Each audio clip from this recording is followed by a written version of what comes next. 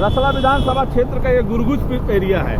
गुरगुजपुर area उस समय चर्चा में आया जब तत्कालीन मुख्यमंत्री मायावती, 2007 की हम बात कर रहे हैं, उस समय मुख्यमंत्री मायावती ने अंबेडकर गांव के दौरा करने के लिए इस गांव को सेलेक्ट किया।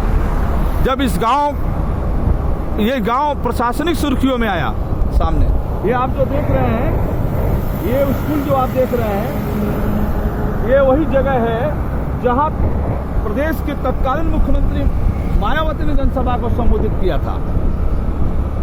वक्त था, उस समय था जब अंबेडकर गांव का दौरा चल रहा था। 2007 के आसपास की बात हम कर रहे हैं। 2007 में एक ऐसी हनक थी मायावती की कि जब ये बात आती थी कि मायावती मुख्यमंत्री हैं और जिले का कोई अंबेडकर गांव, एक अंबेडकर गांव का दौरा करेंगी। जब अंबेडकर गांव का दौरा शुरू हुआ तो प्रशासनिक अमलों में ये हलचल मची रही कि कौन सा गांव चर्चा में आएगा।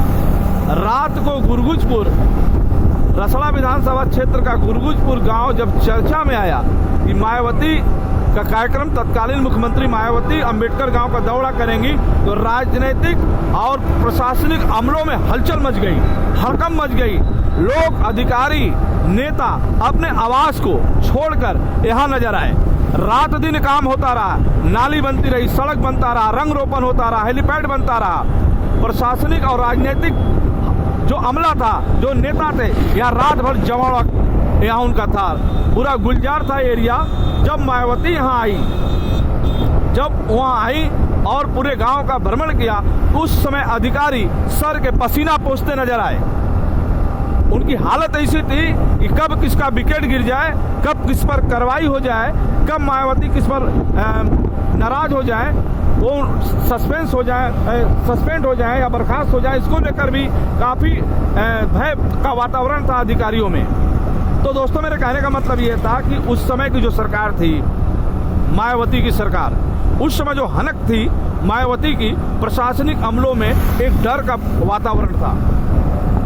विकास का पहिया जो इतना तेज चलता था कि चारों तरफ विकास नजर आता था। खैर, दौर बदलता गया, समय बदलता गया, परिस्थितियां बदलती गईं।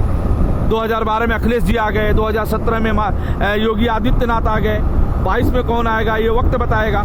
लेकिन राजनीतिक चर्चा जो है, खास तौर पे आज भी बहुजन समाज पार्टी की सरकार की चर्चाएं जबरदस्त तरीके से होती हैं। अब किसको कहाँ, किस रूप में वो आएगा जाएगा, ये तो वक्त बताएगा। हम बस खबरों में बस आपके बीच हैं, फिर हम आएंगे आपके बीच खबर लेकर।